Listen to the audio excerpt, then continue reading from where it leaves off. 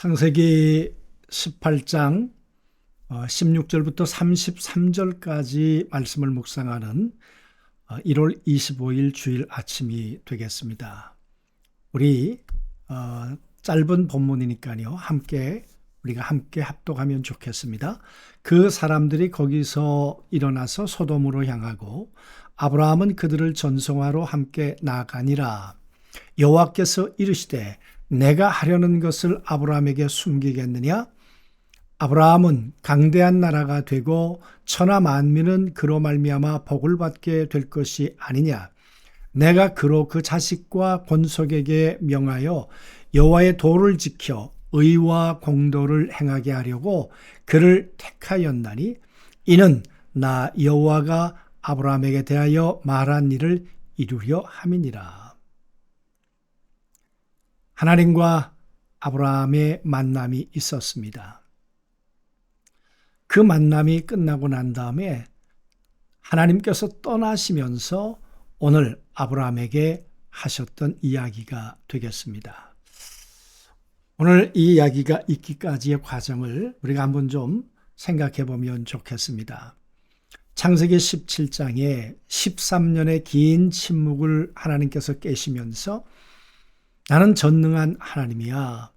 그 말씀이 그냥 선언에 그치는 것이 아니라 그 말씀을 이루시는 하나님의 그 보폭이 점점 아브라함에게 빨라지는 모습을 우리는 지금 보고 있습니다. 그래서 하나님께서 아브라함에게 넌 이제 할례를 받아라. 그래서 그의 살에 하나님께서 그 의식을 행하셨죠. 그런데 여러분, 그 의식이 굉장히 소중하겠습니다만은 그러나 그것보다 더 소중한 건 뭐겠습니까?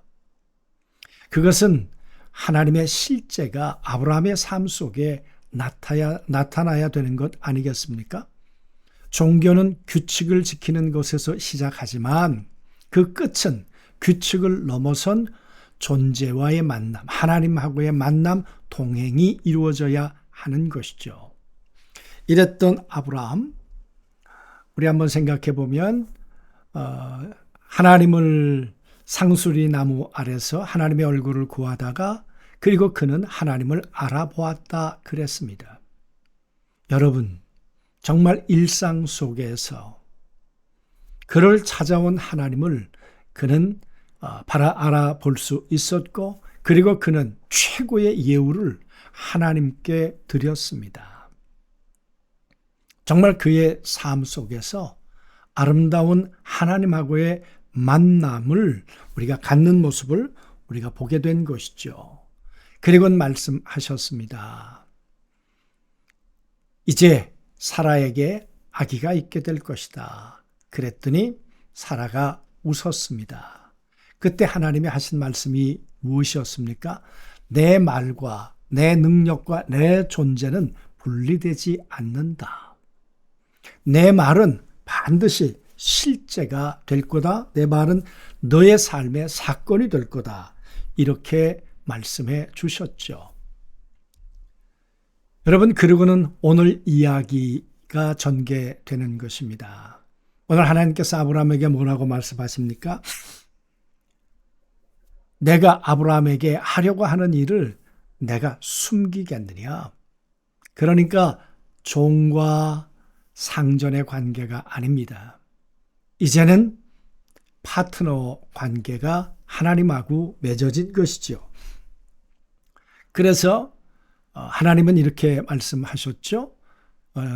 소돔을 향한 계획을 아브라함에게 숨기지 않기로 결정하시면서 내가 하려는 것을 아브라함에게 숨기겠느냐? 그 말은 비밀을 공유한다는 것, 그것은 수직적 복종의 대상이 아닌 이제는 하나님과 이제 수평적 관계, 그러니까 상하 관계가 아주 없다는 것이 아니라 이 비밀을 공유할 수 있을 만큼 하나님하고의 관계가 이제 가까워졌다는 이야기가 되겠죠.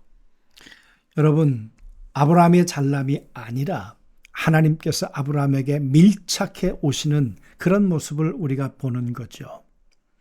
하나님께서 선택하신 이유를 뭐라고 하셨습니까? 이렇게 밝히셨습니다. 택했다로 번역된 단어는 알다, 야다란 말이죠. 단순한 지식 습득이 아닌 가장 인격적 관계를 맺는 걸 의미한다. 아브라함을 파트너로 초대한 이유는 세상에서 내가 경험한 하나님을 가리키는 자로 이를 세우고 싶었다 그 말이죠. 파트너십은 특권이 아니라 책임이고 신의 통치 그리고 하나님의 정의를 이 땅에서 실현해야 한다. 하나님의 마음을 심정을 가진 자로 살아가야 한다. 그런 말씀이 되겠죠. 여러분, 오늘 하나님께서 아브라함에게 이런 말씀을 하십니다. 소돔과 고모라가 이제 멸망하게 될 거야. 그런데 거기에는 내 피부치들이 살고 있지 않나? 여러분, 하나님께서 이 이야기를 아브라함에게 들려주셨습니다. 오늘 이야기 속에 보면 여호와께서 아브라함 앞에 서 계신다. 여러분, 그걸 그렇게 굉장히 부담스러워했단 말이죠. 어떻게 하나님이 인간 앞에 서 계실 수 있는가? 그래서 아브라함이 여호와 앞에 섰다 이렇게 번역하고 있지만 그러나 좀 더 정확한 번역은 이런 의미가 있는 것이죠. 창조주가 심판의 길을 가던 중 한 인간의 의견을 듣기 위해 길을 멈추고 기다리셨다는 의미입니다. 이것은 단순한 대화가 아니라 인간의 자유의지와 판단을 존중하는 신의 파격적인 태도를 보여주고 있는 것입니다. 그러니까 하나님께서 아브라함을 어떻게 생각하고 계신가 하는 것을 보여주고 계시는 거죠. 하나님께서 지금 아브라함 앞에 멈추어서 계신 것입니다. 오늘 아브라함은 하나님께 무슨 말씀을 드려야 할까요? 소돔과 고모라가 멸망한다는 이야기를 듣고 난 다음에 아브라함은 이렇게 얘기를 합니다. 이것은 협상이 아닙니다. 하나님의 본심이 뭘까? 하나님의 본심이 저 땅을 멸망시키는 것일까? 아브라함은 그 하나님의 마음을 헤아려 가기 시작하는 거죠. 50명이면 45명이면 40명이면 30명, 20명, 10명이라면 아브라함은 심판보다 구원을 원하시는 신의 본심을 읽어내고 싶었다는 것입니다. 그는 신의 정의로움에 호소하며 멸망이 아닌 보존의 가능성을 끝까지 타진하고 있었던 거죠. 하나님이 이런 분이시라는 것을 알아가면서 이 대화는 인간이 신의 마음을 품고 멸망해가는 도시를 위해 변호인으로서 최초의 중보기도 모델이라고 볼 수 있는 거죠. 하나님, 저 소돔과 고모라가 하나님 보시기에 마땅치 않은 것이 옳습니다. 그러나 의인이 있다면 이 땅이 심판을 면할 수는 있습니까? 그게 하나님의 본심이시지요? 이렇게 하나님의 마음을 알아가고 있는 아브라함. 여러분, 이 아브라함을 하나님은 친구로 이렇게 가까이 생각하셨던 거죠. 친구가 된다는 건 뭘까요? 17장의 할례는 나는 신에게 속했다는 정체성의 확립이었다면 18장은 그 정체성을 가지고 세상을 위해 중보하는 자로 살아가는 그 아브라함의 모습을 우리 가운데 보여주고 있는 거죠. 하나님을 경배한다는 것은 비밀을 나누고 정의를 논의할 수 있는 친구가 된다는 것. 하나님은 그 파트너를 찾고 계시는 거죠. 오늘 말씀을 통해서 여러분, 바벨론 포로로 잡혀 있었던 그 제1독자들은 무슨 도전을 받아야 했을까요? 우린 누구냐 그 말이. 이렇게 다가오시는 하나님이 우리의 삶의 현장에도 다가오시지 않겠는가? 우리도 여호와의 얼굴을 구하고 하나님을 대면할 수 있지 않겠는가? 그렇게 대면해야 되지 않겠는가 그 말이죠. 그리고 하나님의 마음을 가지고 이 땅에 있는 소돔과 고모라 조카 롯을 향해 우리가 애타는 마음으로 중보자의 자세가 된다는 것, 그것이 하나님이 우리에게 요구하는 것이 아닐까. 오늘 우리들에게는 여러분 똑같은 의미가 아니겠습니까? 정말 세상이 격변하고 있습니다. 세상의 신의, 윤리, 도덕, 양심, 부끄러움이 사라져버린 시대. 요즘에 뉴스를 볼 때마다 어쩌면 인간이라는 게 부끄럽고 동물보다도 점점 추악해져가는 민낯을 우리가 보고 있는 것 아닙니까? 이런 세상을 향해 정죄만 할 것이 아니라 하나님의 심정을, 하나님의 마음을 헤아리며 우리가 중보자가 되어야 한다는 것, 그것이 아브라함 이야기를 통해서 우리에게 하나님이 던져주시는 도전이 아닐까.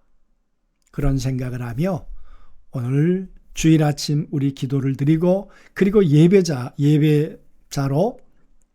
하나님 앞에 설 뿐만 아니라 오늘 하나님의 심정을 가진 중보자로 주님 앞에 그렇게 서 계시는 여러분과 제가 되기를 주님의 이름으로 소원합니다. 기도하시죠. 전능하신 아버지 하나님, 난 전능한 하나님이야. 그 하나님께서 아브라함 속에 정말 다가와 하나하나 아브라함을 향한 하나님의 계획을 이루어 가시는 모습을 보았습니다. 아브라함이 하나님의 심정을 헤아려 가는 모습도 보았습니다. 아버지, 정말 멸망해가는 소돔과 고모라를 붙들고 중보자로 세워졌던 것처럼 오늘 저희들도 이 세상에 무너져가는 것들을 보며 하나님 앞에 중보자의 모습으로 세워져 갈 수 있도록 하나님 저희를 도우시고 인도해 주옵소서. 오늘도 그렇게 세워지는 저희를 통해 하나님의 복음이 전해지고 그리고 하나님의 응답이 우리의 삶 속에 구원의 역사가 되도록 그렇게 인도하실 주님을 믿사오며 예수 그리스도 이름으로 기도하옵나이다. 아멘.